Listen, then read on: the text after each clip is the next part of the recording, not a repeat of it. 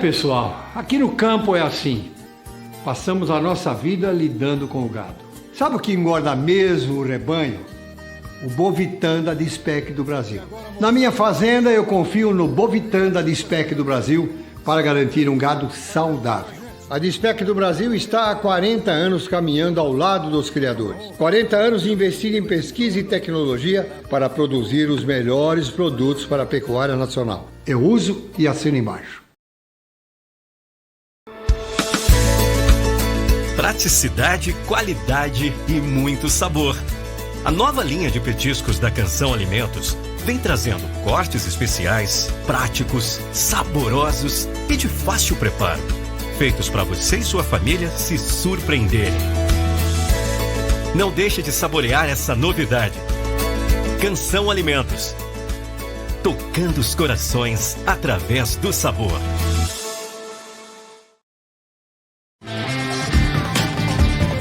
Tex Encomendas. Precisa enviar uma encomenda para qualquer um desses 7 estados? Consulte a Tex Encomendas. Sua encomenda vai de ônibus que tem horário a cumprir e sua encomenda também. Com a Tex Encomendas, você sabe a hora que vai chegar. Tex Encomendas. Ligue 44-3221-1111. Com Tex é rapidinho, rapidinho.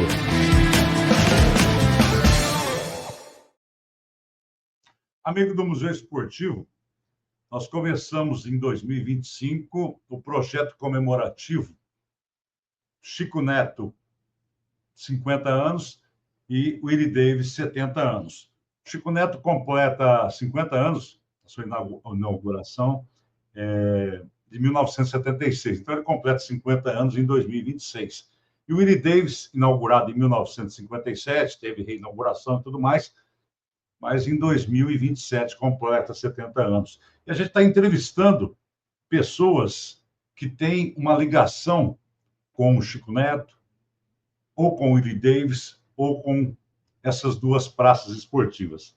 E hoje eu vou conversar com um cara, meu amigo de muitos anos, um pioneiro da cidade de Maringá, José Carlos dos Santos, produtor musical, e ele tem uma ligação muito íntima com o Chico Neto, principalmente Chico Neto e também o Willie Davis, em função dos shows que eram realizados em Maringá na década de 1980.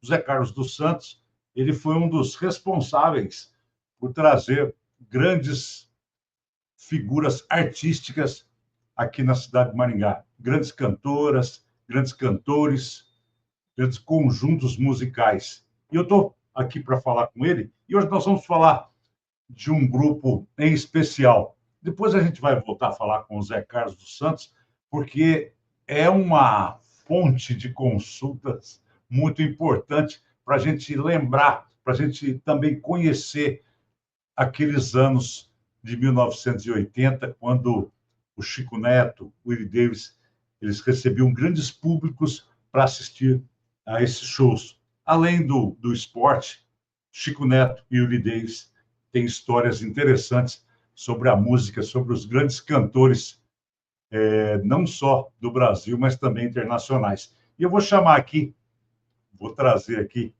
José Carlos dos Santos para a gente bater um papo. Primeiramente, José Carlos, muito legal você estar aqui com a gente, para a gente bater esse papo aqui para falar, para trazer uma luz, né, sobre esse período tão importante na vida do maringaense, da região também, que assistiu grandes shows. E você foi um cara, você foi responsável, você foi a ponte para que nós tivéssemos grandes shows aqui em Maringá. Tudo bem, Zé? Olha, eu costumo dizer o seguinte, eu estou cada vez mais bonito e mais mentiroso. Cada coisa aumenta na medida do... Quando um aumenta, o outro aumenta mais ainda, né? Então, fazer o quê, né? Não tem outro jeito. Ô Zé Carlos, eu estava falando aqui na abertura que você foi responsável por, junto com muitas outras pessoas também, logicamente, porque tudo é uma estrutura que é montada para grandes shows aí, então todo mundo tem uma participação importante. E você teve essa participação muito ativa, muito importante nesse período que eu citei, anos 80, mas você também já vem lá do final dos anos 70 e vem também dos anos 90, mas nós estamos falando especificamente agora dos anos 80, porque eu vou falar de um grupo falar dos Menudos. Então, eu queria que você me contasse alguma coisa interessante a respeito desse grupo aí, que foi um furacão, né? Foi uma tempestade no show business e no Brasil todo, no exterior, né? Em vários países do mundo, mas no Brasil também, e em especial em Maringá. Eu queria que você me falasse sobre esse grupo aí. O Menudo foi realmente um fenômeno. Eu acho que era da Porto Rico, né, que eles vieram, a origem deles. E no Brasil houve um cidadão que não me lembro mais o nome dele. O cara era um chato perfeccionista, mas eu realmente não é maldade, não. Eu não lembro o nome dele mais. Ele tinha uma empresa chamada Via Brasil, e depois de muita negociação, ele conseguiu trazer o Menudo para o Brasil, né? E a primeira turnê que o Menudo fez foi, assim, um arraso, cara. Foi um arraso. Eu fiz a produção executiva de alguns shows para eles, que, na verdade, a produção executiva era feita pela Poladian. E como eu trabalhava com o Poladian, ele me botou em vários shows deles, né? Inclusive Londrina, no Estádio do Café, que foi feito, eu acho que na primeira turnê deles pelo Brasil. E a gente fez uma campanha aqui, junto com o pessoal da Maringá FM, na época, que era uma rádio que estava começando, inclusive. Eu não me lembro, cara, se a gente levou 8, 6, 10 ônibus para Londrina para assistir o show. Foi assim, quase levamos mais gente do que teria num show aqui. Mas, Estádio enfim, do Café. No Estádio do Café. O Estádio do Café ficou completamente lotado. Entendeu? E uns 2 anos depois, eu não sei se 2 ou 3 ou 1 ano depois, o Menudo veio para Maringá. Mas... 85. 85. Então, a produção executiva da Via Brasil ainda era a Poladian. Aí o Nilson, que era o executivo deles, me ligou, Zé, olha, eu preciso que você cuida da parte executiva do show do Menudo. Eu falei, mas quem que vai fazer? Ele falou, eu não conheço, não sei quem é, um pessoal daí. Eu falei, não, tudo bem. Aí me passaram uma procuração para fazer a liberação, cuidar dos papéis do show, vamos dizer, prefeitura, ECAD, e tudo, enfim, se estava tudo certo, se som, se luz, essas coisas todas, só para ter um acompanhamento do show. E, na verdade, eu não sei, quem fez o show foi o rapaz que eu tinha trabalhado com ele na época, eu trabalhei muitos anos na Rádio Difusora, na época do Nelson Rotter e do Lindolfo Silva. O Lindolfo, inclusive, meu padrinho. Quem fez foi o Lindolfo Júnior, né? Teve mais... A impressão que me ficou disso tudo é que, para eles, o Menudo era um fenômeno. Então, qualquer coisa que fizesse, o estádio lotaria. Isso foi um show marcado para o estádio Willie Davis, né? Mas uma série de coisas aconteceram para que esse show pudesse existir. Por exemplo, para você fazer um show, é indispensável que tenha som e luz de qualidade, porque senão quem vai lá não consegue entender nicas do que está acontecendo. E a luz abre o espetáculo, né? A luz é que encanta, na verdade. E na hora de montar o som e a luz, descobriram que era impossível ligar a energia elétrica na torre que tinha lá na beira da rua da Avenida Herval, na época era Demétrio Ribeiro, né? Não tinha como ligar. Ali deve dar uns 80, 100 metros de distância, não tem como, porque a perda de energia, uma série de fatores ali que não ia dar certo. Aí, o responsável pelo som e pela luz, aliás, são 2 pessoas diferentes, né? Ele falou, olha, simplesmente bota tudo nas caixas, vamos embora, porque não vai ter show. Rapaz do céu, isso é uma coisa improvável, não tinha como acontecer. Isso era 7h30, 8 horas da manhã, né? A primeira coisa que os caras vão checar é se tem condições de fazer. E no contrato eles especificam o que você precisa, quantos kVA, quantas chaves e quantos kVA, eu não sei qual é a medida, de cada canal da chave, que é uma chave tripla, né? Você tem que ter tantos kVA aqui, tantos lá, etc, etc. E não tinha nada disso. Não tinha. Aí o cara falou, olha, para mim fazer o show, e nisso o Nilson, que era o executivo na época da Poladian, estava aqui. Aí ele chegou e falou, escuta, mas o que acontece? Como que não vai ter show? Eu nunca vi um negócio desse, né? Porque, falou, olha, porque não tem luz. Como é que eu vou ligar a luz? Só a luz precisava de 127 kVA, que é a nossa rede aqui em Maringá, já ia tudo na luz, né? E ele falou, não tenho como. Aí ele falou, Zé, vamos na companhia de energia para resolver esse problema. Vamos. Na época era o engenheiro Michele, eu era muito amigo da irmã dele, ele eu não conhecia. Aí nós fomos até a Copel, já era lá na Bento Munhoz, a administração deles, e fomos falar com o engenheiro Michele. Aí ele falou, o quê? Vocês estão ficando loucos? Vocês querem que eu bote um transformador de 150 kVA dentro do estádio para hoje? Não é para semana que vem, não é para daqui 15 dias, vocês têm certeza disso? Não, Michele, nós precisamos para hoje, o show é hoje, isso tem que ser feito. Ele falou, não dá. Infelizmente, vocês não vão fazer o show porque não dá. Aí o Nilson, um cara de uma experiência extraordinária, né, bicho? Milhares de shows pelo mundo inteiro. Aí ele falou assim, Michele, posso te fazer uma pergunta? Você não me leva a mal? Ele falou, não, pode fazer. Ele falou, você já comprou ingresso para suas filhas? Você tem filhos, não tem? Eu tenho 2 filhas. Então, como é que você vai explicar? Porque a gente vai ter que falar para ele na imprensa, a gente vai ter que justificar que não tem show porque a companhia de energia não tem capacidade para instalar um transformador lá no estádio. Aí, quem que vai ser culpado? Como é que você vai explicar para suas filhas essa situação?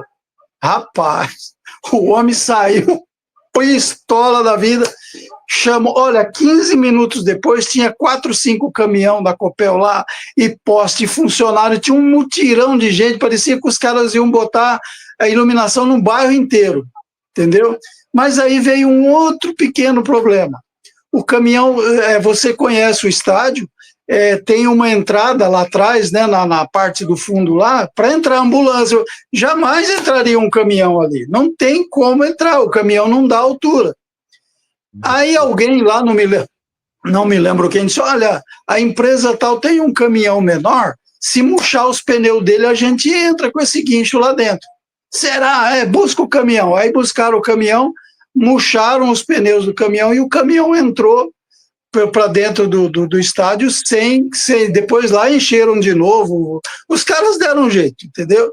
Enfim, 3 horas da tarde o poste estava lá, foi necessário interditar a área que o cabo passava aéreo por cima da arquibancada, né, porque o que se imaginava é que ia ser uma lotação total, ia ser uma loucura aquilo ali, mas a gente já estava no dia do show. E como não havia a preocupação da gente em saber coisas pertinentes à renda, a público, essas coisas, a gente não tinha ideia como é que estava isso. O que aconteceu? Foi montado, atrasou um pouco o show, eu não me lembro quanto tempo, mas não foi muito tempo, porque eles deixaram tudo montado, e na hora que o transformador estava ligado, com as chaves de baixa e tudo, foram lá, plugaram e pronto, estava tudo, era só passar o som, fazer a afinação da luz e pronto, estava resolvido o assunto. Aí a gente ficou sabendo que a venda de ingressos não estava muito bem. Como assim não está muito bem? Isso é estranho, né? Como é que pode um fenômeno desse, né? Resumo da ópera. Não tinham vendido 5 mil ingressos, 5 mil e pouco talvez, não chegava a 6 mil ingressos. E você sabe que o estádio, o Grêmio e Curitiba lá em 77 foram 33 mil pagantes, quer dizer, a gente sabe que gente lá naquela época entrava, porque não tinha cadeira, não tinha nada, era só o cimento, ainda tinha aquela parte embaixo, nem sei mais se tem a parte ali da geral, né, aquele tempo tinha, então ali cabia muita gente. Aí, rapaz, aí a gente ficou por ali e tal, abriram a bilheteria, tinha lá 10, 15 pessoas para vender ingresso, não, porque vai vender na hora, e a gente sabe que não é bem assim, né? O cara que está a fim de ir, ele vai e compra antes, e só vai de última hora aqueles que não resistiram à pressão em casa para ir no show. Não, então vamos, né? Mas é muito raro. Então, a gente ficou ali, andando em bilheteria, andava para lá e tal. Um fenômeno aconteceu. Quando apagaram-se as luzes das torres para começar o show, o estádio lotou. Ou seja, houve a entrada de gente pulando, entrando de qualquer jeito, foi muito interessante. Eu não sei te dizer se faltou propaganda, porque não pode ter faltado, realmente não pode, isso seria absurdo pensar, ou se o ingresso era muito caro também, que eu não me lembro quanto que era o valor do ingresso. Então, assim, o pessoal pulou. Então, não deu casa cheia, mas dos 5 mil, deu lá 10 mil, 8 mil pessoas, deu um público interessante, né? E aí a gente ficou... Oi? Não, só uma situação. Você me fala que saem de Maringá 8 a 10 ônibus para Londrina para ver o show do Menudo. Isso. E era um fenômeno, né? Nós estamos falando de 40 anos atrás. 40 anos atrás, você falava em Menudo, era uma coisa assim espetacular. Era uma febre. E agora eu não consigo entender como é que pode ter dado um público pequeno no estádio Lee Davis. Aí você diz que não sabe se é o valor do ingresso ou a falta de divulgação, mas o Menudo por si só já se vendia, né? Não há necessidade de fazer tanta propaganda. Então, é uma situação inexplicável. E você me fala que não entende. Mas o que pode ter acontecido? Você tem essa experiência toda, você acha que foi na organização? O que pode ter ocorrido? Olha, o que eu acho que aconteceu, a minha primeira experiência no show foi o seguinte: eu era um cara que era fã do programa do Tom Jones na TV, na época da TV Coroados ainda, em Londrina, que a gente pegava aqui em Maringá. Então, no domingo à tarde, tinha um programa do Tom Jones e eu sonhava com aquilo, cara, de fazer shows e etc, né? E aí, a primeira vez que eu fiz um show, eu contratei um cara que estava na moda, cara, mas era um espetáculo, homem, chamava Luiz Airão. Luiz Airão. Aí, Luiz Airão, na época, era um cara, assim como o Márcio Greik, como outros caras que eram, nossa mãe do céu, nomes fantásticos, né? Rapaz, nós fizemos o show, para mim, assim, irmão, eu vou fazer o show do Luiz Airão, vai lotar, não tem a menor dúvida de que, tranquilo. Você sabe quantos pagantes deu? 62, e a maioria eram meus amigos. Quer dizer... Foi no Chico Neto? Não, foi no Cine Maringá, ainda bem. No Cine Maringá, na época, né? Então, ainda bem que foi no Cine Maringá, que 60 pessoas lá, acho que tinha 800 mil lugares, uma coisa assim, não sei nem, deve ter os lugares até hoje, mas eu não me lembro. Então, foi desastroso o negócio, foi muito feio. Então, eu não sei, para mim, foi repetir essa história que aconteceu comigo. Sabe, eles não tinham experiência em fazer show, pelo menos eu não sei se tinham feito outro antes, eu acho que não, né? Mas o que aconteceu, assim, ainda tem um fator assim que foi ridículo, como a gente no dia, né?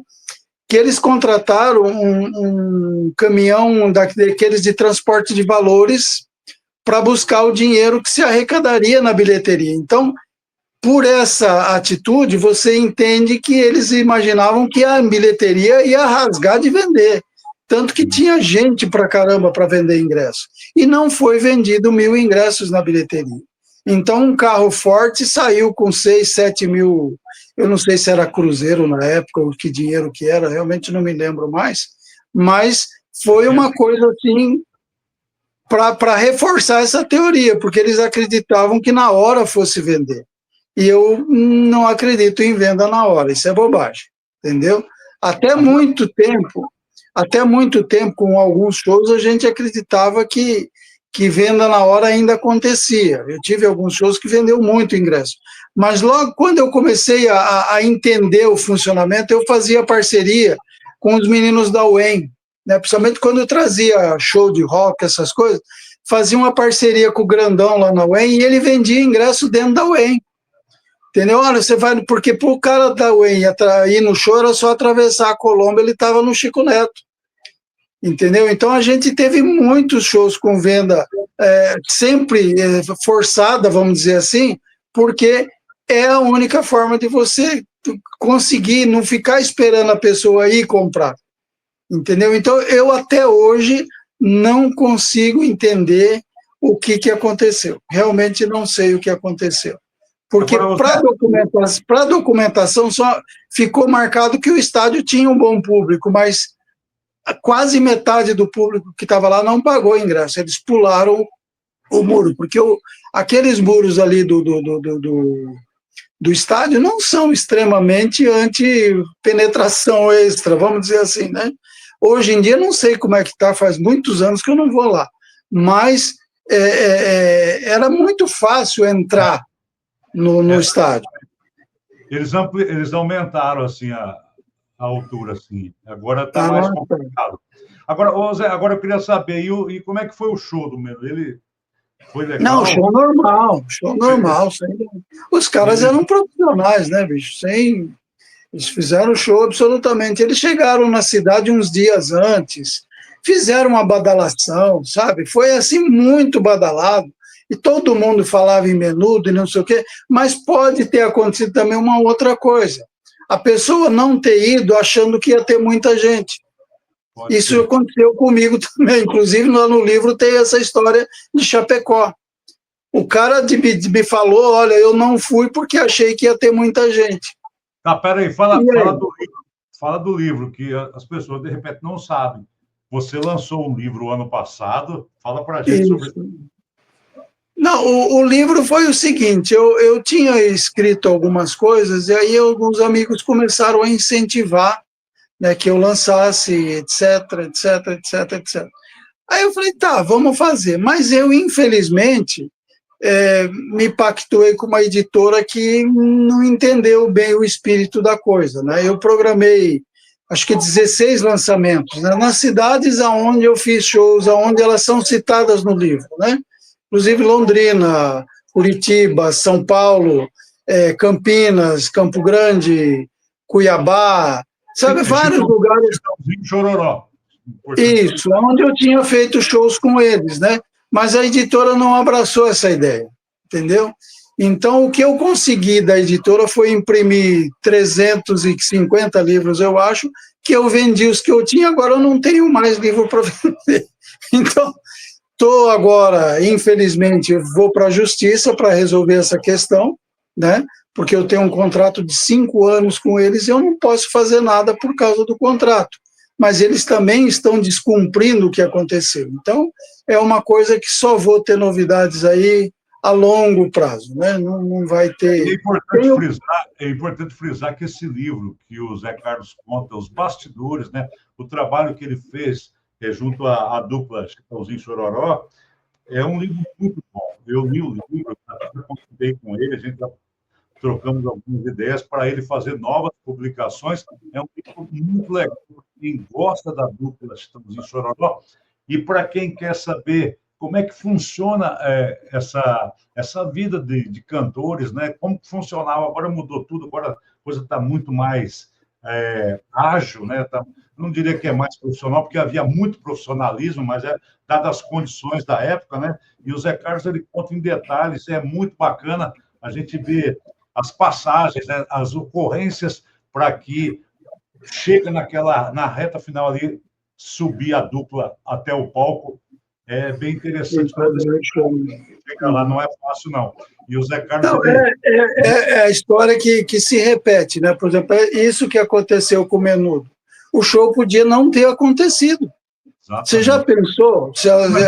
Olha, o show foi cancelado.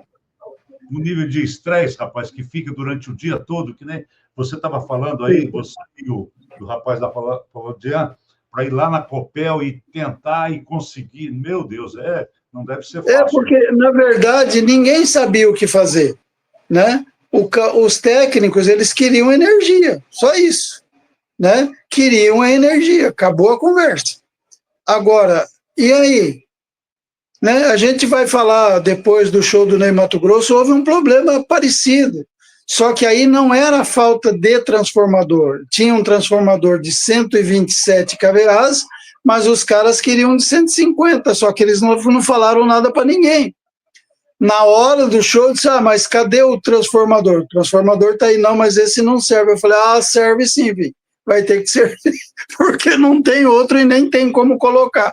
Porque 150 kVA, ele tem, na verdade, na fiação não muda nada, mas é um trem pesado, tem que ter guincho, e o acesso ali no Chico Neto sempre foi complicado para fazer show, né? Você tinha que entrar pela pista de atletismo para deixar o artista no camarim, e nem sempre o pessoal que cuidava da pista de atletismo estava disposto a você entrar com um carro, agora imagina com um caminhão pesado. Nossa. Então são histórias que acontecem, né? Eu tive um show do Roupa Nova aí, estou mudando um pouco de assunto, mas só para ilustrar essas bobagens, né? Eu tive um show da Roupa Nova lá em Dracena, que eu cheguei às 6h30 da manhã no ginásio para olhar a condição da coisa, né? Aí o transformador, você sabe quantos kVAs tinha? 15, e eu precisava de 127. E lá em São Paulo é mais complicado, porque são 4 ou 5 empresas de energia no estado inteiro, então cada lugar é uma diferente. Rapaz do céu, aí como eu já tinha passado por essa experiência do Menudo, aí fui lá no prefeito, que era ele que tinha contratado o show, disse, olha, nós vamos ter que cancelar e falar que não deu por causa disso. Não, pelo amor de Deus, não pode fazer isso, os caras vão arrumar, e arrumaram. Então, quer dizer, são coisas que você tem que ir, enfiar a cara e fazer, porque senão o show não acontece. Então eu digo sempre, acho que até no livro eu coloquei isso, quando você entra no show e está tudo montado, lindo, maravilhoso, né? Porque o Chico Neto, tanto o Chico Neto e o estádio menos ainda, nunca foram feitos para ter show. Nunca foram feitos para isso. Eles eram praças de esporte. E você estava usando, né? É diferente hoje lá do estádio do Palmeiras, do Aliança Parque. Hoje é a arena multiuso, né, Zé Carlos? Exatamente. Então, hoje eles já têm essa visão de que aquilo pode ser usado, né? Então, hoje, mas aí o que acontece? Você vai alugar uma arena hoje lá do Palmeiras, você vai pagar 4,5 milhões. Então, se o show não der 800 milhões de bilheteria, não deu nada. É prejuízo, entendeu? Então, você vê shows lá no estádio que são shows que, com certeza absoluta, vão dar resultado, porque senão ninguém faz.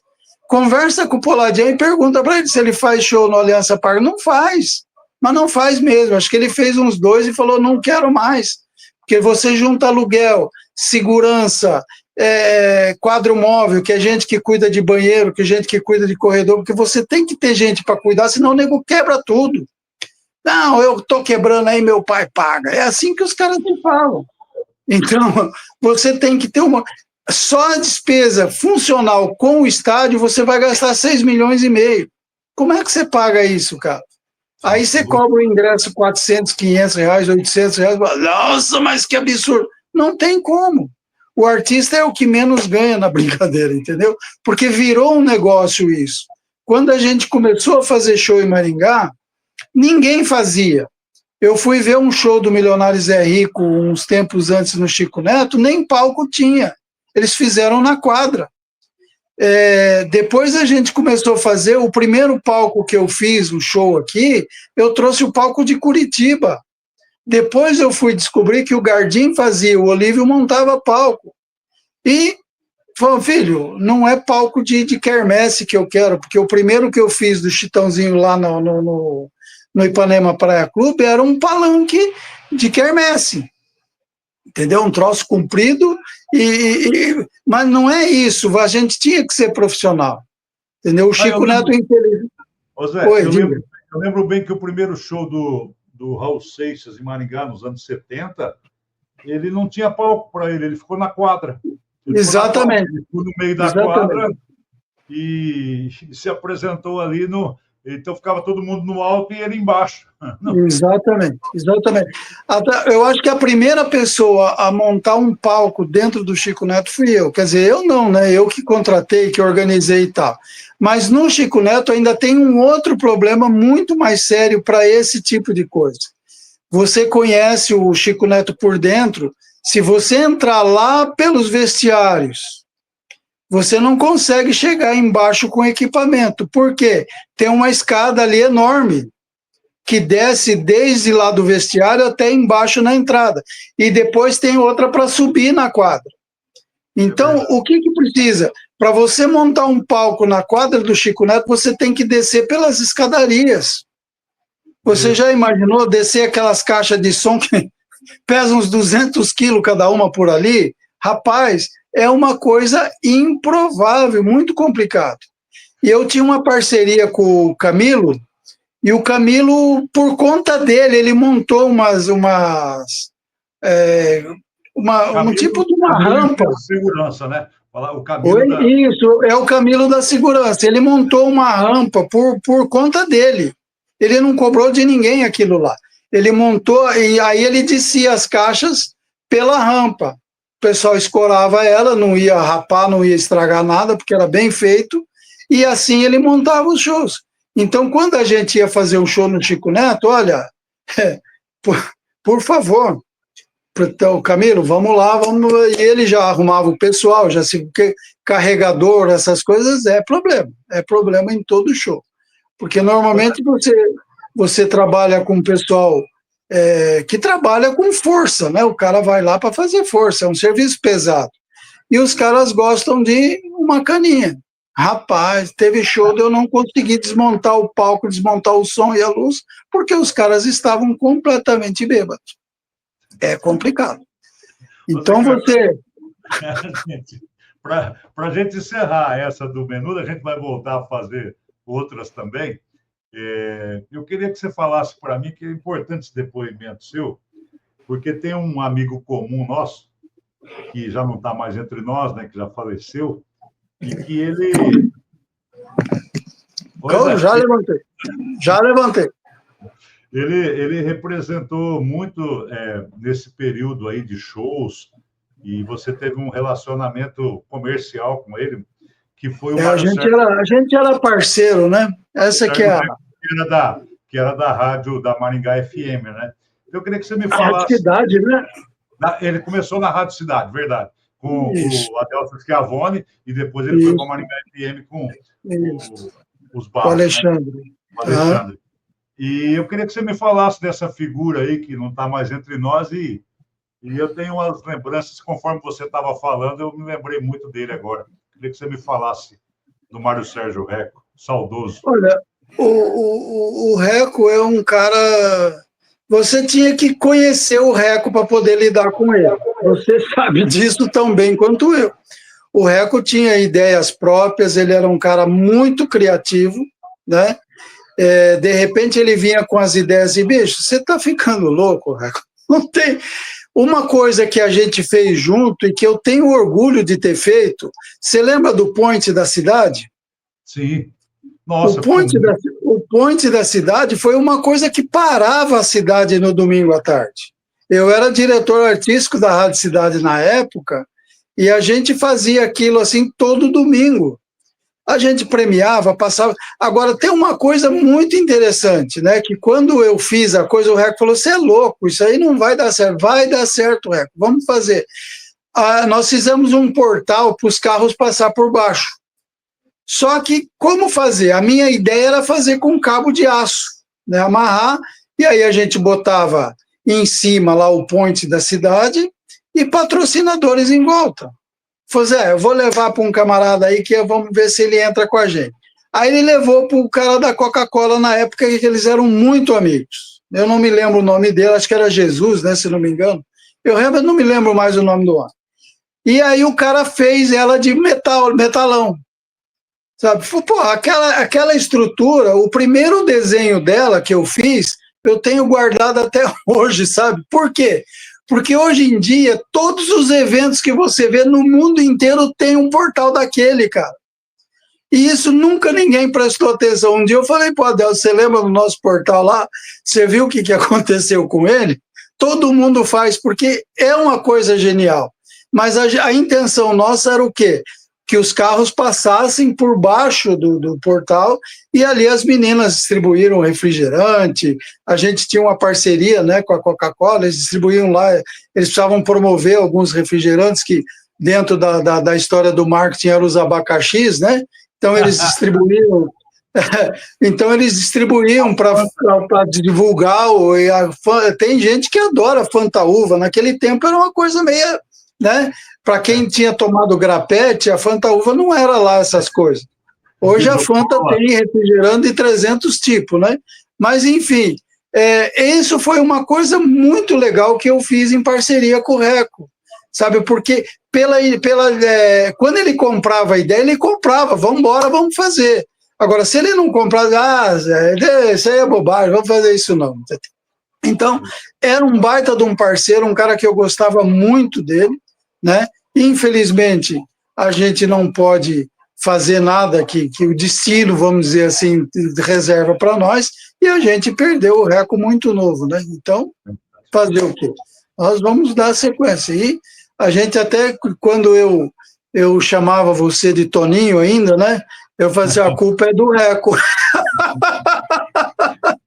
Grande Reco. Saudade. Grande mesmo. Grande sujeito. Mas a gente volta a se falar. Foi muito bacana falar contigo. Inclusive, antes de você ir embora, eu vou pegar aqui umas fotos aqui, porque muita gente que, de repente, está nos assistindo, falar menudo, fala assim, mas caramba, o que significa isso? Da onde vem isso, né? Então, era um grupo porto-riquenho, né? Fez sucesso mundial, né? Na Europa, nos Estados Unidos, na América Latina e no Brasil também foi um fenômeno. Ocupava os canais de TV, os grandes programas da época, na televisão comandava a comunicação no Brasil e tocava nas emissoras de rádio. Então, essa moçada aqui, ó, os meninos aqui, os Menudos, depois essa banda acabou... Aí o Rick Martin, né? Tinha o Rick Martin, eu não lembro o nome dessa moçada não, viu, Zé? Mas eles acabaram, foi desfeito esse grupo, né?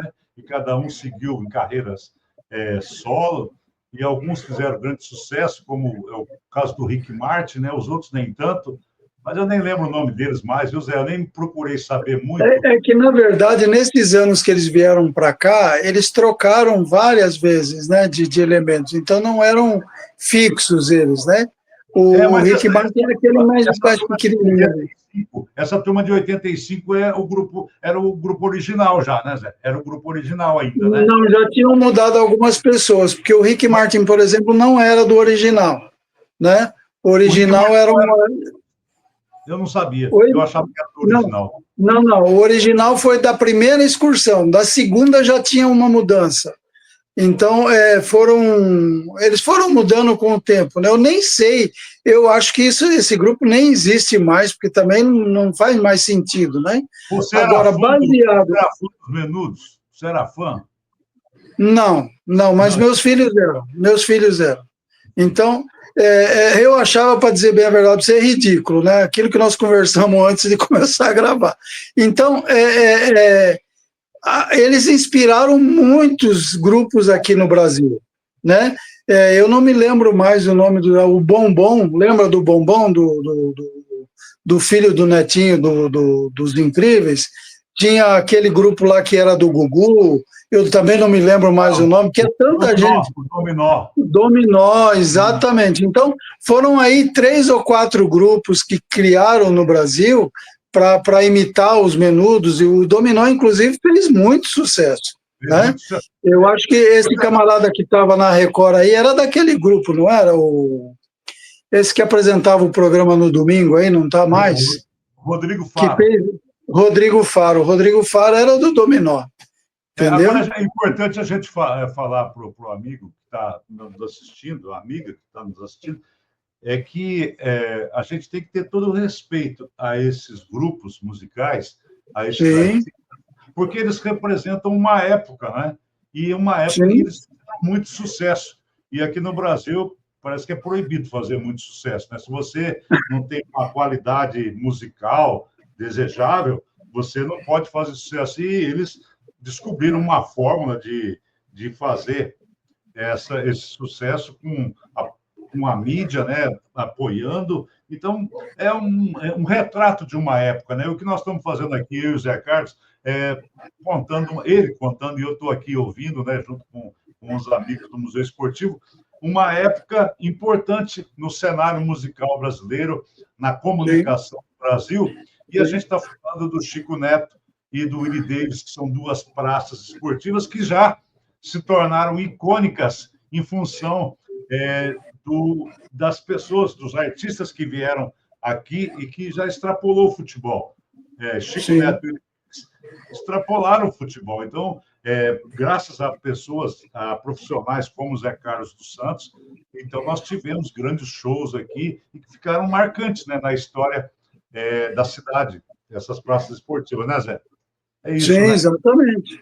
O Chico Neto tem história, né, cara? Se você for contar todas as histórias dos shows do Chico Neto, olha que eu estava olhando na papelada ali que eu tenho dos shows, o Rigon deu uma nota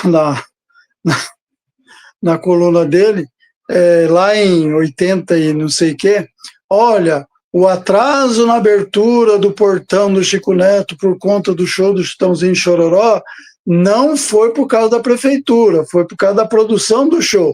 E eu conto no livro por que aconteceu esse atraso. Foi uma confusão lá por causa de acabou os ingressos, eu acho que você vai lembrar dessa história. E o cara não aceitava que eu tivesse usado fizesse um fundo no ingresso que era um papel branco impresso em preto. Né? Você vai contar isso para mim numa outra oportunidade, eu vou te chamar. Com certeza. Opa, eu te agradeço mais uma vez pela oportunidade e fica à tua disposição. Bom? Beleza, a gente volta a se falar, Zé. Grande abraço. Obrigado, um abraço. Tchau, tchau. Tchau, tchau. Aí falamos com o Zé Carlos dos Santos, ele falou sobre aquele grupo porto-riquenho, o grupo Menudo. E a gente volta a falar com o Zé Carlos em outra oportunidade, que ele tem outros shows, detalhes, bastidores para contar para a gente. Então, um abraço, até a próxima.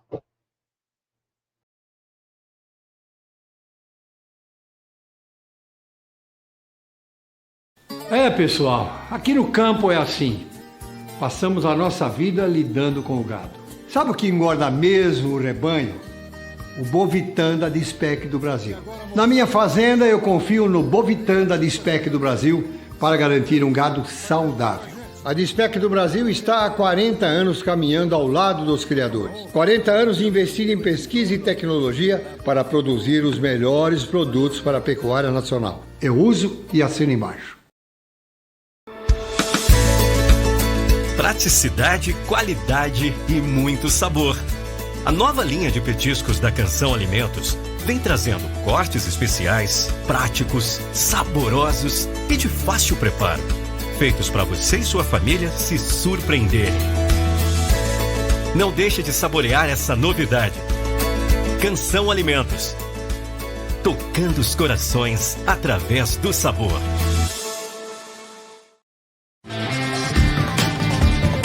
Tex Encomendas. Precisa enviar uma encomenda para qualquer um desses 7 estados? Consulte a Tex Encomendas. Sua encomenda vai de ônibus que tem horário a cumprir e sua encomenda também. Com a Tex Encomendas, você sabe a hora que vai chegar. Tex Encomendas. Ligue 44-3221-1111. Com Tex é rapidinho, rapidinho.